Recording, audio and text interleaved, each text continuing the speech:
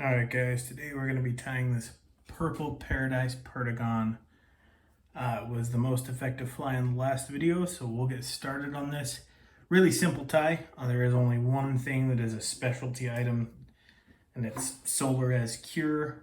So that'll be a little bit different. I tried to make these as beginner friendly as possible, but this is something that a lot of you guys probably won't have.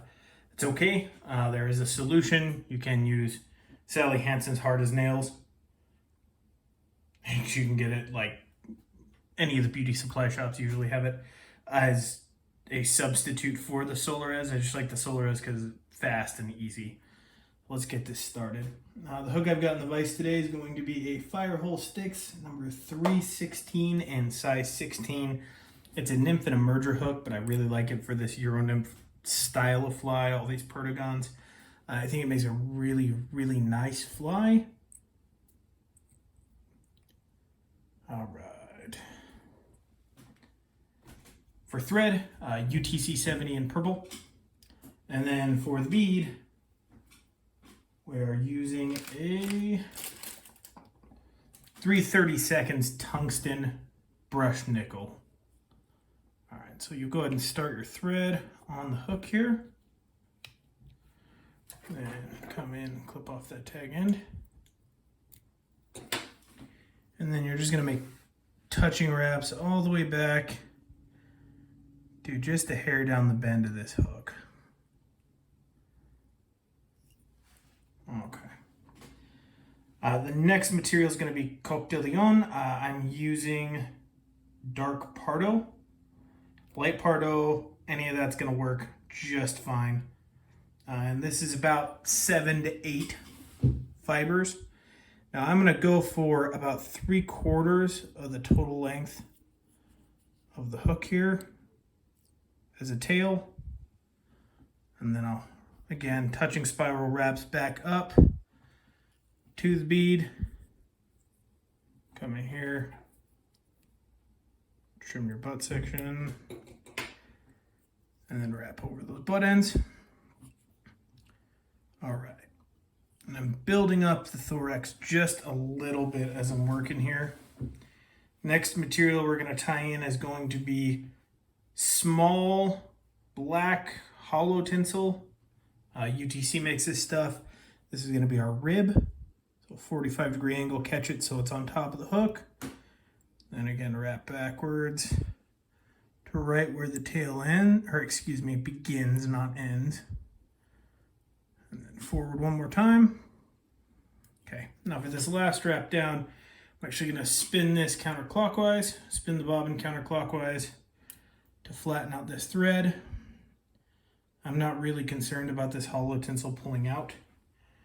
So it works for me, makes a nice smooth body. Last material here is going to be this purple hollow tinsel. Same thing, size small. I'm using 2 strands. And then you'll do the exact same thing here. You'll come in, wrap back, catch this stuff at a 45-degree angle, pull it down to size, and then you'll try and make some really nice touching wraps back down. The body underneath is the most important thing on this fly. If it's a nice smooth body, fly turns out really well. If it's not a smooth body, fly does not turn out so well. And the front of the fly, not such a big deal. We're going to use a little bit of dubbing, so wrap up, build it up just to keep the bead in place. But other than that, that's all you're doing there. Okay, so we'll separate out these 2 strands of purple, and I'm going to make touching wraps starting right at the base of the tail all the way forward.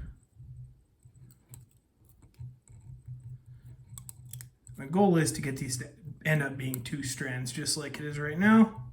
2 separate strands. Lay the previous wrap over the top of the next one.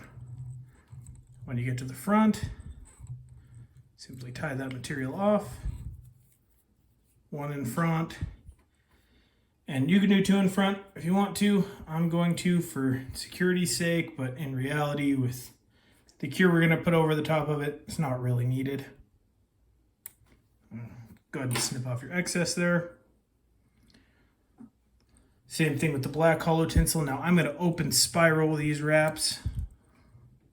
So you'll get to see the segmentation that this provides.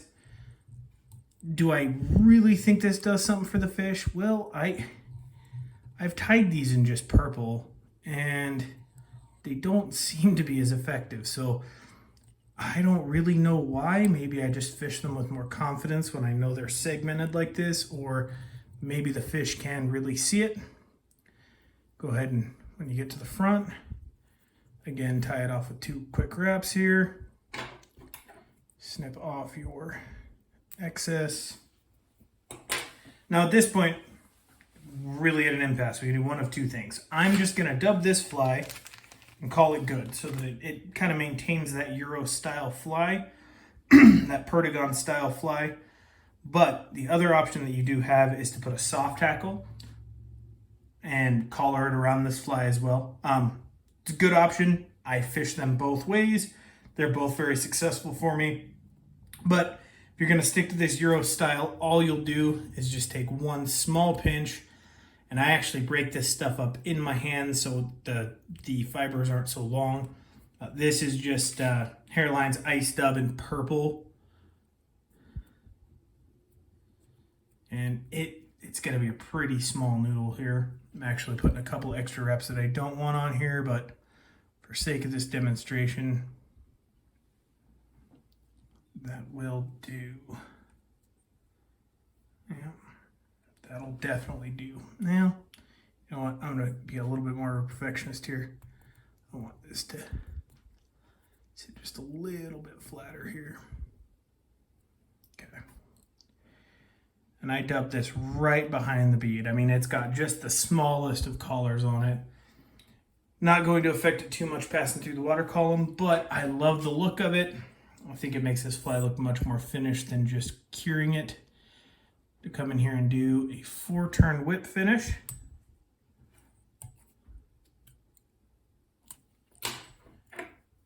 And snip your excess. Now the last step here is to do this cure. And I wait until the end. I can imagine why you'd want to do it a little bit earlier than this. The dubbing can get in the way. But if you just push the dubbing forward like so, come in here with your Solarez, and we're just going to tap. I mean, it's just little taps to cure this. And we're trying to stay away from the tail. We're trying to stay away from the dubbing, just to get a nice coating. This helps this fly stay together. You're using a pretty fragile material with that hollow tinsel. And I think that looks pretty good. I'm sure you like the way it looks. And then come in here with the torch. Give it a few seconds. And I'm pretty picky about this stuff, so I'm actually going to give it a few more seconds. Ooh. Cure. After she's cured, you can come back in here, straighten out the tail, like so. Get everything exactly the way that you want it. And then I like to come in here and trim out any of these extra fibers from this collar.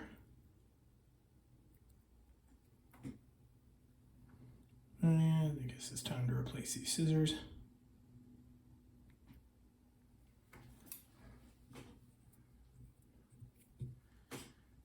We're just cleaning it up. You know, take some pride in your flies. You're producing these. These are going to catch fish for you. I like to look in my box and see flies that I actually want to fish. So that's it right there. Yeah. So as far as fishing this fly, as a dry dropper, it works fantastic. You can fish it double nymph rig, fish it deep. It is a heavy fly. It's going to run through the water column really quickly. So it should get down pretty fast. If you do Euro nymph with this, you can change the size of the bead. You can add lead-free wire. It's entirely up to you on as far as weighting this fly, but it does sink pretty quickly. I really enjoy fishing this fly. Thanks for watching this fly tying tutorial, guys. If you enjoyed it, please like and subscribe down below. If you want to leave a comment, tell me what you'd like to see tied next. I mean, I have a format, but I'm more than willing to step outside of that and maybe do a bonus video. Again, guys, have a good one. Thanks for watching.